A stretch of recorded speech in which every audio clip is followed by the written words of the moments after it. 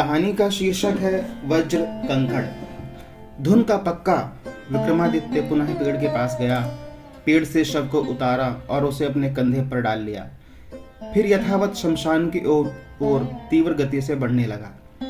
तब शव के अंदर के बेताल ने कहा, राजन, तुम तो थकते ही नहीं, परंतु तुम्हें समझाते समझाते मैं थक गया हूँ। तुम राजा हो, प्रजा के प्रति तुम्हारी अनेक जिम्मेदारियां हैं, वो सब भूल कर क्यों तुम इस भयंकर शमशान में रातें गुजारते हो?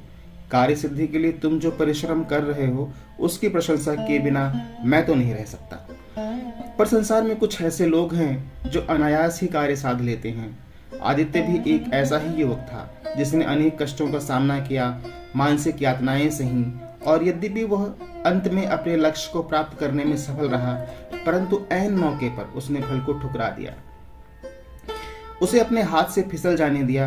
मैं नहीं चाहता कि तुम्हारे विषय में भी ऐसा हो या तुम भी ऐसी गलती कर बैठो। तुम्हें सावधान करने के लिए मैं उसकी कहानी सुना रहा हूँ। अपनी थकावट दूर करते हुए उसकी कहानी ध्यान से सुनो। फिर बेताल आदित्य की कहानी यूं सुनाने लगा। रत्नपुर राज्य के वज्रपुर नामक एक ग्राम में आदित्य नामक एक युवक रहा करता था। वो बड़ा ही तेज और फुर्तीला था। वो अपने माँ बाप का बड़ा ही आदर करता था। उसका खेत बहुत ही सीमित था, पर वो काफी मेहनत करता था। वज्रपुर में समय पर वर्षा होने पर ही फसल होती थी, परंतु वर्षा होने पर भी वो निश्चित नहीं था कि वो फसल घर ले जा सकेगी। इसका कारण था उस गांव से होकर बहने वाली बाष्पधारा नदी। वो हमेशा सूखी पड़ी रहती थी। फिर भी कहना कठिन था कि किस क्षण उसमें बाढ़ आ जाएगी। कहीं बाहरी वर्षा हो जाए तो अचानक ही बाढ़ का पानी गांव और खेतों को डुबो देता था। ग्रामाधिकारी के द्वारा गांव की प्रजा ने कितनी ही बार राज्य से विनती की थी कि एक बांध बन जाए और गांव के बाढ़ के पानी से बचाया जाए, पर राजा के प्रतिनिधियों के द्वारा भी उन्होंने राजा से विनती की, पर दुर्भाग्यवश राजा ने इस पर ध्यान नहीं दिया। बेचारे गांव के लोग गांव छोड़कर जा भी नहीं पाते थे, इसलिए अकाल कष्ट झेलते हुए और भूखों मरते हुए वहीं रहते थे। उस साल अच्छी बारिश हुई। आदित्य को पूरी आशा थी कि इस साल फसल अच्छी होगी और आराम से जीवन बीतेगा, और हुआ भी यही। फसल अच्छी हुई। उसने धान घर ले जाने के लिए सब तैयारियां कर ली, परंतु दुर्भाग्यवश उसी रात को बाष्पधारा नदी उमड़ पड़ी और सारा धान बहा कर ले गई। गायों और बकरियों के साथ उस समय उसके माँ बाप धान की रखवाली करने के लिए खेत पर ही थे, वो भी बाढ़ के पानी में बह गए। इस दृश्य को देखकर आदित्य का दिल टूट गया। वो जोर जोर से रोने लगा। अब उस गांव में रहने की उसकी इच्छा बिल्कुल नहीं थी। विपरीत विरक्ति ने उसके दिल में घर कर लिया। जीवन उसे निसार लगने लगा। उसकी सारी आशाएं आकांक्षाएं मानो माता पिता के साथ ही बाढ़ में बह गई। वो यहाँ से चल पड़ा।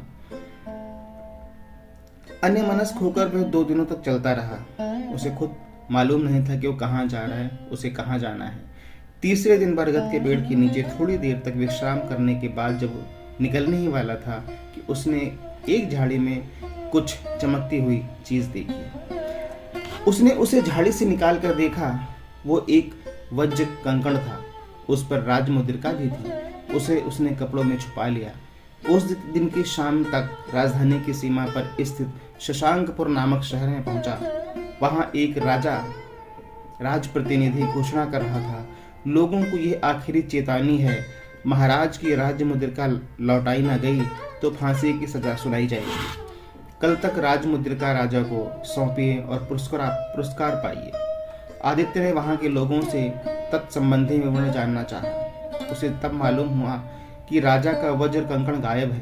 पीढ़ी दर पीढ़ी से उनके पूर्वज इस वज्र कंकड़ को डालते आ रहे हैं, इसलिए राजा की दृष्टि में उसका मूल्य बहुत था। इसलिए उन्होंने घोषणा कराई कि पूर्णिमा के पहले इसे जो सौंपेगा उसे इनाम दिया जाएगा, मगर समय पर ना सौंपा गया तो बाद में जो आदमी पकड़ा जाएगा उसे फांसी पर चढ़ा दिया जाएगा। आदित्य 2 दिन और वहीं रुक गया और तीसरे दिन राजधानी पहुंचा। वहां दरबार में पहुंचकर राजा के दर्शन किए और भरी सभा में वज्र कंकड़ उनके सामने रखा। उसे देखते ही राजा बेहद खुश हुआ। उसकी आंखें चमक उठी। आश्चर्य से देखते हुए उसने आदित्य से पूछा, ये तुम्हें कब और कहाँ मिला?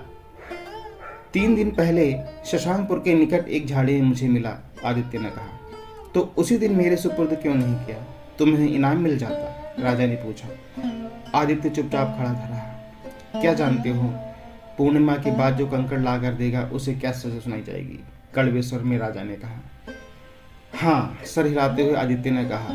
राजा थोड़ी देर तक आश्चर्य भरे नेत्रों से आदित्य को देखता रहा, फिर सिंहासन से उतरा और बड़े ही प्यार से उसे गले लगाए, फिर कहा, जो मांगना है मांगो।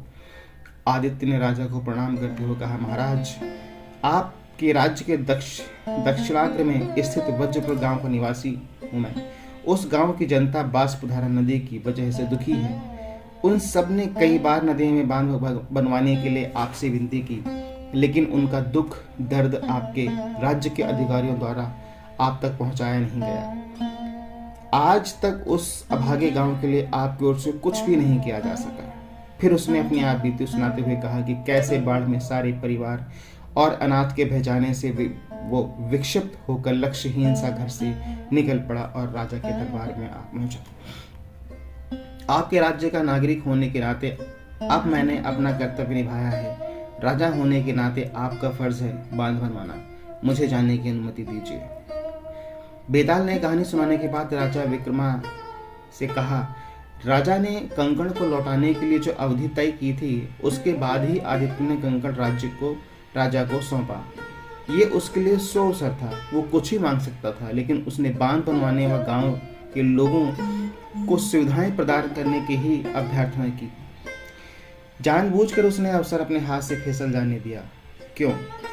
इन संदेहों के समाधान जानते हुए भी यदि तुम चुप रहोगे तो तुम्हारे सर के टुकड़े टुकड़े हो जाएंगे। विक्रम ने कहा, आदित्य ईमानदार है, उसे अपने श्रम पर पूरा विश्वास है। कंकड़ सौंपकर कोई इनाम पाने की उसकी इच्छा नहीं थी।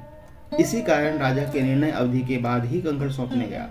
उसकी दृष्टि में इनाम का कोई महत्व नहीं था, इसलिए अपने लिए कुछ ना मांगकर जनता की भलाई के लिए उसने राजा से बांध बनवाने की विनती की।